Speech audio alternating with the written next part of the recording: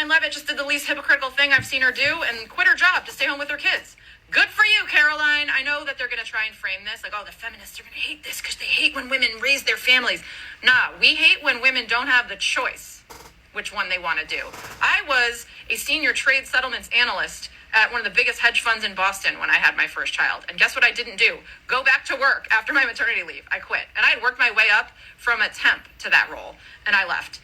And I don't judge anyone that wants to stay home just as much as I don't judge anyone that wants to work. The problem is we don't have the option in this country, or at least a lot of women don't. We don't all have a geriatric billionaire at home to pay our bills. So the thought is maybe if we could make childcare affordable and reasonable for the women that want to go back, and maybe if we could extend family leave times so women aren't forced back after 8 weeks, we would have a happier society in general.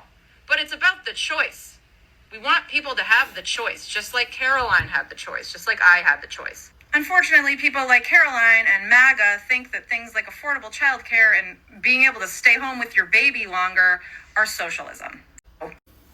Spot on, right? I mean, good for her that she gets to go spend time with her newborn child, have that bonding time, spend those critical first couple of months connecting and imprinting on her child in a way that a lot of other people can't. My daughter just had a kid a couple of months ago. She went back to work after a couple of weeks. I mean, had to get back to work, had to get back to earning. Bills don't stop. And it's unfortunate.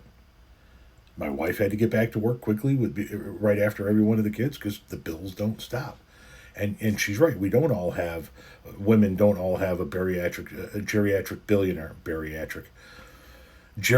billionaire at home to pay the bills, which is what Caroline Leavitt has. First of all, I'm glad Caroline Leavitt's no longer in the position. I think that she's a horrible person. I think that she's an evil person. And I'm glad that she's no longer going to be the White House spokesperson. But more importantly, for the purposes of a personal conversation, yes, good for her for being able to do it. Good for her for having the resources to be able to stay at home with her child. So many women do not have that option. They don't even have the option of the couple of weeks that my daughter took. It's just, it's a few weeks that she took. I didn't even know how many weeks it was. I know it was quick. She went back to work way faster than she should have because the money wasn't there that she thought that she was going to have coming in to be able to stay at home and bond with the kid.